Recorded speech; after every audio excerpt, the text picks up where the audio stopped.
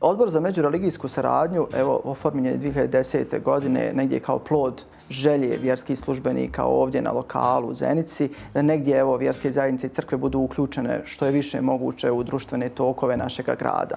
Mi smo naravno dio međureligijskog vijeća i nekako evo, djelujemo, kao što rekoh, na ovom lokalnom nivou, da bi kroz sve ove naše različitosti, nacionalne, religijske, jezičke ili bilo koje druge, u stvari rasli u ljudskosti. U Zenici jeste islamska zajednica najmnogoljudnija i time je najodgovornija za procese međureligijskog dijaloga i mislim da u Zenici zaista možemo biti sretni, ponosni da na odgovornim funkcijama unutar islamske zajednice imamo ljude koji su spremni založiti svoje vrijeme, svoju ljubav, entuzijazam za nešto što zovemo međureligijski dijalog.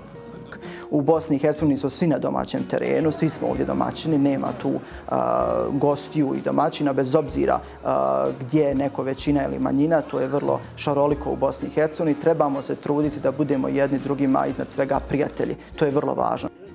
Naš cilj u stvari nisu velike stvari. Naši ciljevi su mali, ali rekao bih suštinske stvari. Da mi brinemo jedni o drugima, da smo svjesni naših različitosti, a da te različitosti nisu problem nego naš potencijal, da budemo tu jedni drugima zaista u pravom smislu prijatelji. Da budemo spremni u stvari obuti cipele našega komšije, sagledati stvari iz njegove perspektive i evo, i onda kada je teško, pokušati iz te svoje vjerničkog habitusa voljeti drugoga čovjeka.